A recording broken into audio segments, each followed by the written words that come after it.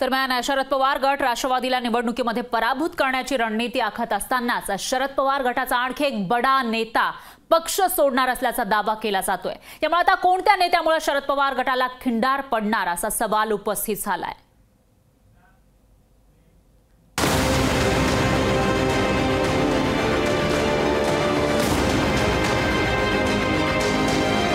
शरद पवार गट राष्ट्रवादीला निवडणुकीत पराभूत करण्याची रणनीती आखत असतानाच शरद पवार गटाचा आणखी एक बडा नेता पक्ष सोडणार असल्याचा दावा केला जातोय।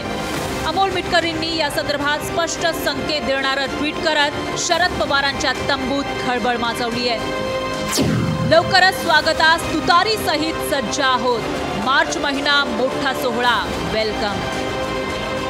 या ट्विटनं चर्चांना नवी फोडणी मिळाली आहे। शरद पवार गटाचा तो बडा नेता कोण अशी चर्चा सुरू झाल्यावर सूरज चव्हाणांनी आणखी एक ट्विट केलं।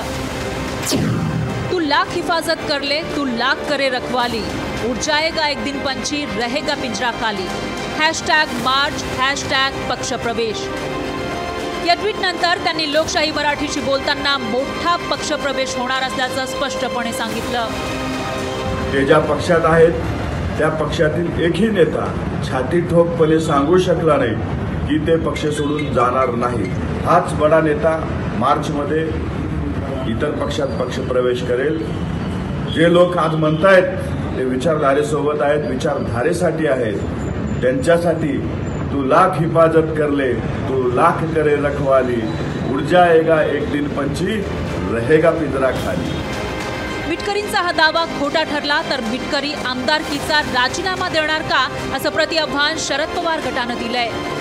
अमोल मिटकरी नेहमीच कपोलकल्पित गोष्टी मांडण्यामध्ये पटाईत आहे। मिटकरी आपण फार बाता मारू नका आणि आपण म्हणता तसं जर का मार्च महिन्यामध्ये घडलं नाही तर आपण आपल्या आमदारकीचा राजीनामा देणार का हे एकदा स्पष्ट करा।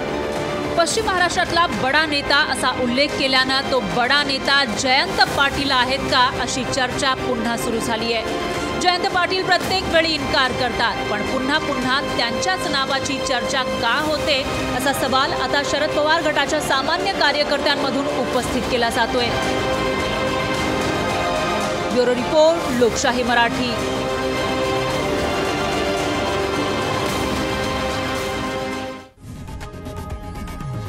लोकशाही मराठी ऐका, पहा, जागरूक रहा।